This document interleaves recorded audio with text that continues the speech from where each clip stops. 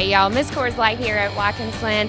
Really awesome day. Jeff Gordon's 75th career pole. This is really incredible. Tell me about your laps out there. Oh my gosh, of all the tracks that I thought we had a shot at getting a pole at this year, this is the last one.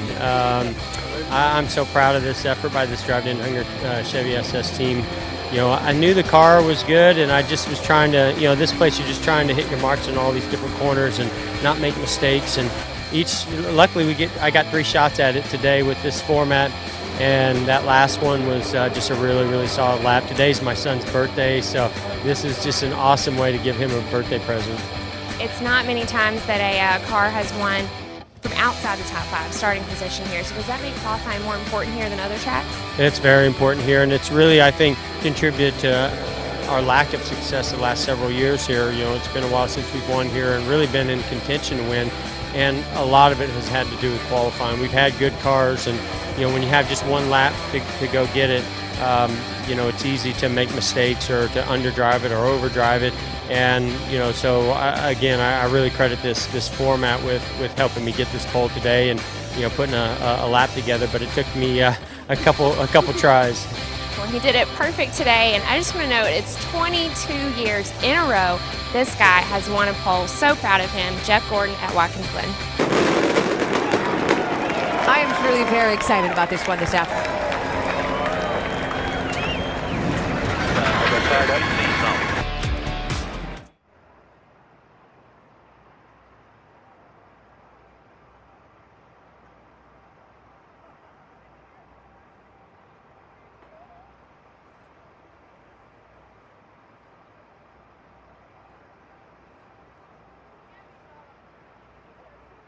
Today's field is packed here at Watkins Glen International. Look at the sunshine gleaming off the windshields and paint jobs of those cars. What a great weekend it's been for weather. And expecting a great race all the way through, our ESPN in-race reporter in that beautiful yellow and black. Hey Drew, Andy Petrie in the booth. You have us? Andy, I got you. Hey Drew, you got a fast car and you got a lot on the line. You know, how much pressure do you feel? Pole sitter Jeff Gordon has the Chevy on board.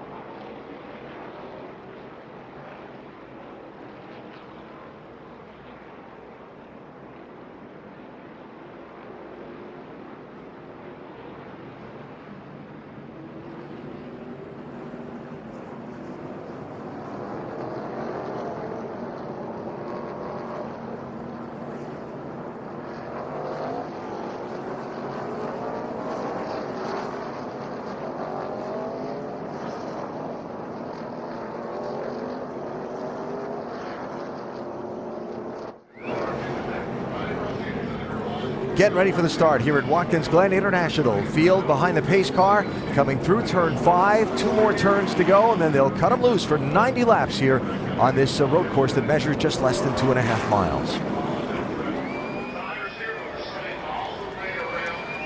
If you want to find a group to pick your winner from, look at the top 5 starters. The last 4 winners here have started in the top 5, and the top 5 qualifiers here have got 14 wins on road courses in Sprint Cup competition. Definitely some talent up front today. They know how to get it done. We talk about this being a short race tonight. I promise you, as a driver, it's a long day out there with all the work that you're having to do, especially with the level of competition. Green. Pace cars headed off. Here comes the field. Enjoy the start today from Watkins Glen.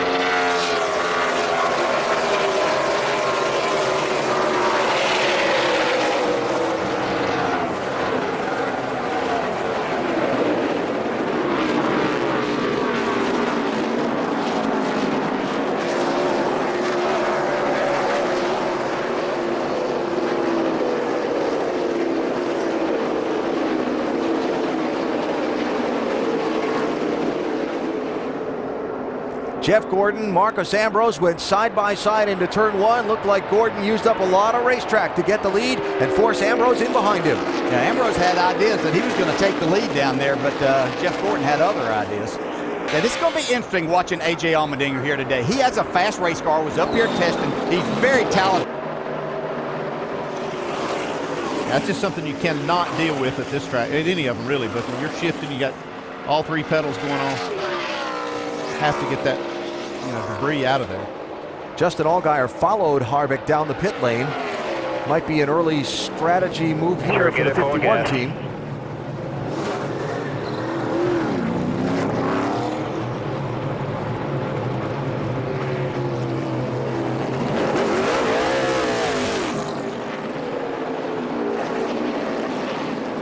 I guess the good news for Harvick is that you won't lose a lap with this green flag pit stop. He was close enough to the leader when he stopped.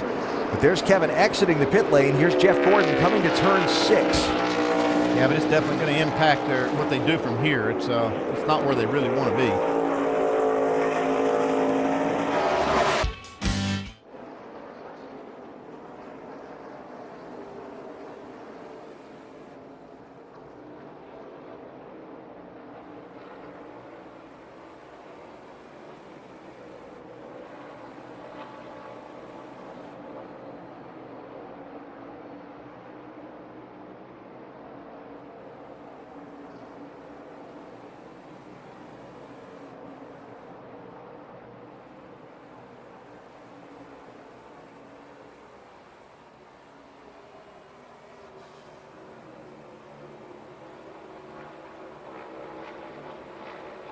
And they're watching Jeff Gordon and Marcos Ambrose pull away from the pack in the early going. Gordon's led all the laps after starting on pole. Ambrose started second and has run second for all of the laps.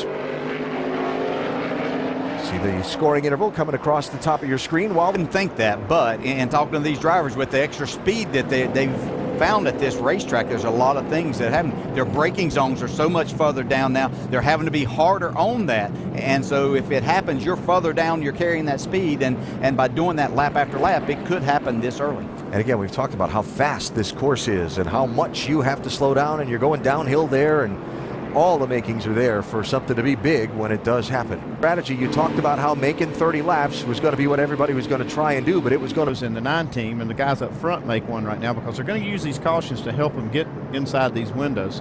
But if you're not one of these top cars, this is an opportunity for you to get in here, get some tires, and get some gas in it, and change your outlook from here on. Maybe you can just... Jeff Gordon has led all of the laps. Crash Jimmy Johnson had when turn 1 looked a little different. Had gravel and grass and Great big foam blocks down there. Oh, And that the crash Jimmy had in a NASCAR Nationwide Series race here. That was a throttle hanging there. Yeah. that's hard to look at every single time, boy. That is a hard wreck. I think he stood up on the roof because he was just glad to be glad he survived it. Yeah, that he could. All right, coming to the restart. Interesting now on the initial start, Jeff Gordon and Marcus Ambrose through turn one. Be interesting to see how they play this time. Yeah, and it's going to be interesting there on the front row and back through the pack, as now we have tires that have laps on them. The air pressures are built up. What's going to happen is they get down into turn one and then up through the S's to the inner loop. Mark Truex first off pit road, lines up 23rd. Here we go.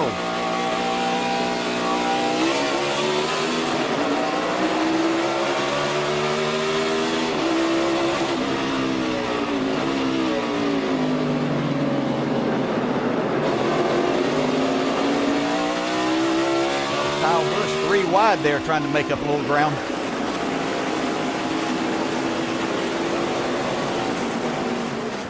Yeah, I just love that shot. You can see just how busy they are on these restarts. Marcus jamming gears, brakes, looking in the mirror. Jimmy Johnson lost a couple of spots in that exchange, down through turn one and up the S's. Allmendinger got by, Kurt Busch got by. Jimmy Being able to get that spot in the chase. Let's give Jeff Gordon a little bit of credit here, too. His restarts hadn't been that great, except for the one at Indianapolis, which paid off huge. They've been really good. His start and restart here has been really good.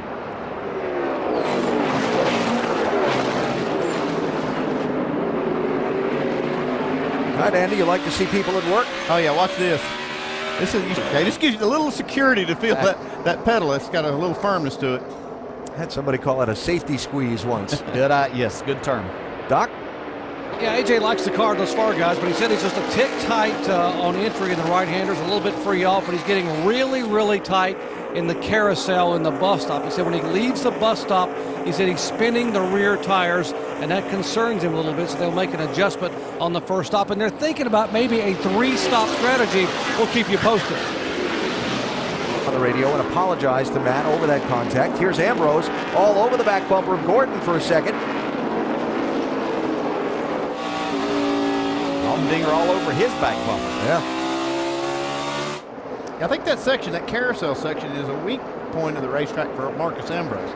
Looks like he's able to close up on Gordon as they enter that inner loop, but as they come out of there, he loses some ground. He's right up on Gordon's bumper, so maybe Jeff had a little trouble getting off the S's, which would steal a little momentum down the backstretch, but he was able to hold him off. Update on Ambrose from Dave.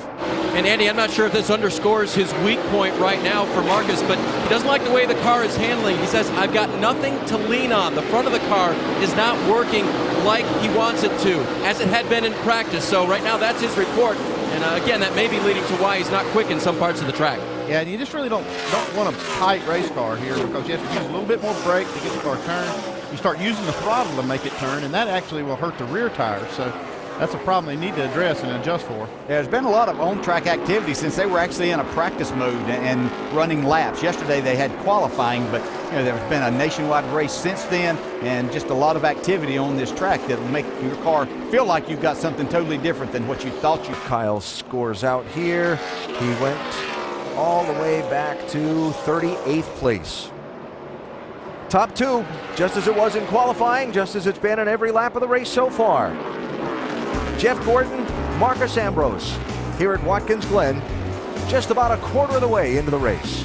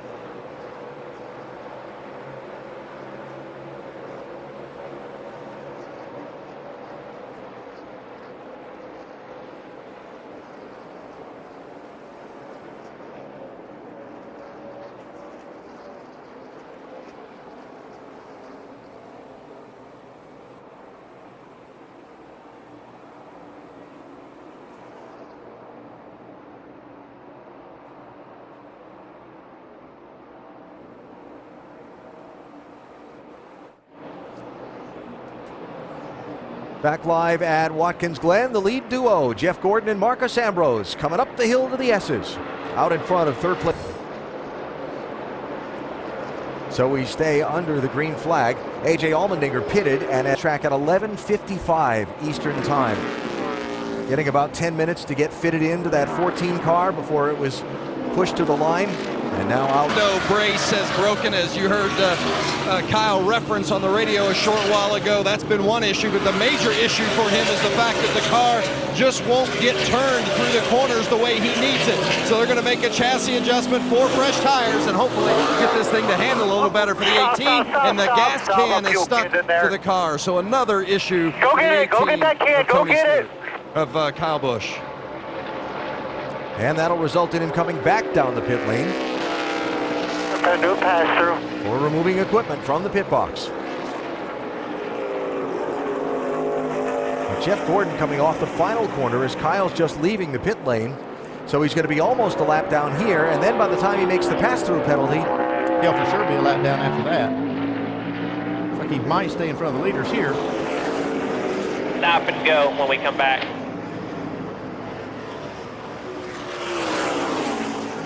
All right, there you go.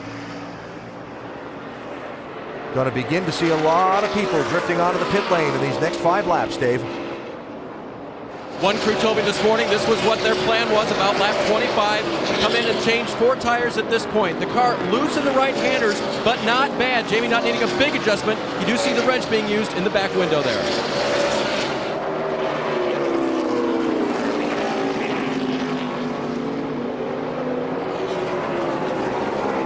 So shy of the 30 lap mark, these guys making these pit stops, and Andy, these crew chiefs beginning to make a play to see if they can steal some track position. Well, the numbers don't add up for them to be able to do it on 2 stops. So they're obviously going to make 3.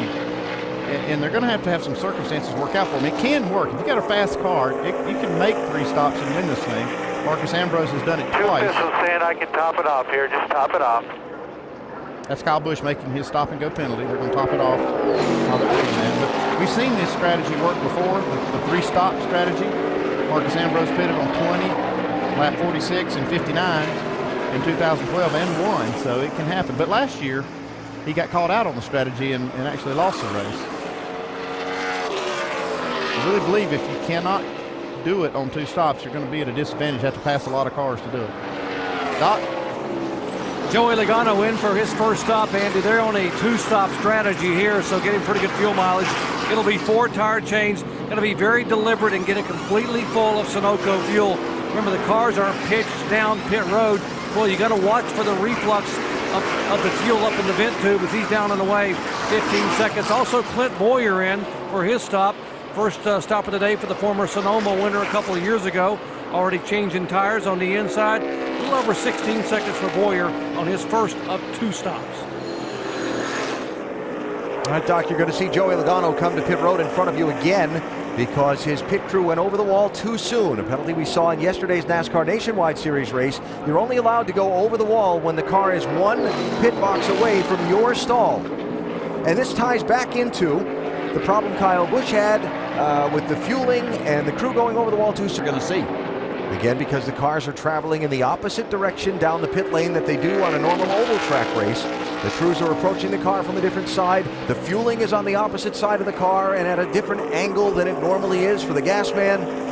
It's a big challenge here to fix the damage on the 18 car. Here's the leader in, Jeff Gordon. 40-mile-an-hour pit road speed limit today and all the way down to the attention of his crew. Got a long way to go at 40 miles an hour. Now, this is the most sloped part of pit road. Keep an eye on the gas man there on the right rear. And it's hard when the car gets jacked up on the right side to get the vent tube to fill because of the slope of the car. They're going to be very deliberate to make sure they get it full of fuel. There's the vent tube on top. And watch it reflux. He's down and away. Great stop, 14.4 vents. See, both the pit stops are fairly decent. Even Marcus Ambrose pit crew just a little bit slower, half a second. Looks like they're both pretty clean. There is that difference in that 1 lap that they pitted. There's a little bit of time there, maybe a second and a half, maybe 2 seconds, depending on the in and out. Yeah, you'd have to think that Jeff Gordon encountered some traffic or something on the track while Ambrose pitted, and that cost him a lot of time. Gordon actually came out behind A.J. Allmendinger, passed him for position. Now working his way through Michael McDowell and David Gilliland, who are on that alternate pit stop schedule like Kane was, stopped at lap 11. Right now Gilliland second, McDowell third, and Gordon, well actually Gordon just passing McDowell, so Gordon third, and trying to catch Gilliland here for second place. Gordon's lap times are the fastest on the racetrack, a little quicker than Ambrose. You can see Kurt Busch back there coming by, taking the spot away from A.J. Allmendinger.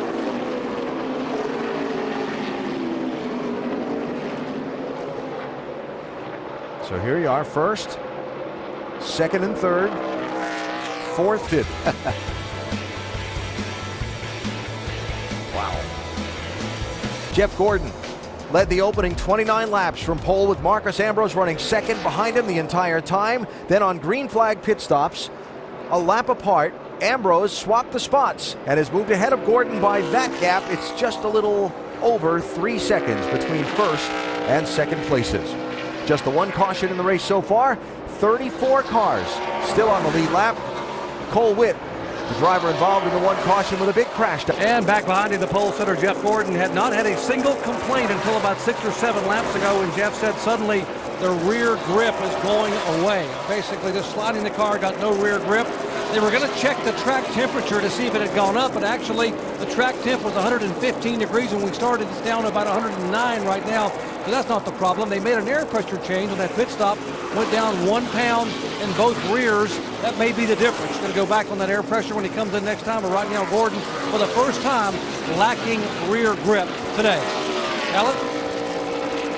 Moving target, chassis setups on these cars, and as temperature and weather conditions and track conditions change.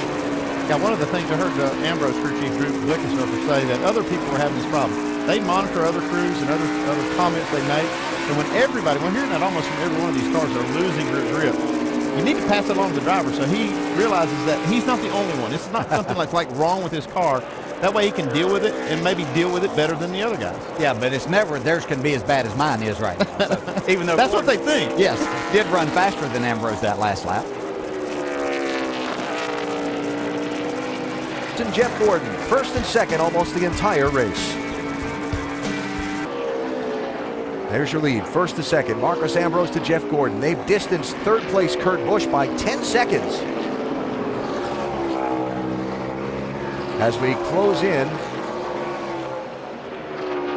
on the critical period in time when the next and final round of strategy will be played. A lot of these... Yeah, they had a winning race car. I was watching lap times. They were faster than Ambrose pretty well consistently through that run. Marcus Ambrose has to be feeling good about his chances now. It's not that you want to see others have problems, but when you're trying to get yourself a spot in the chase...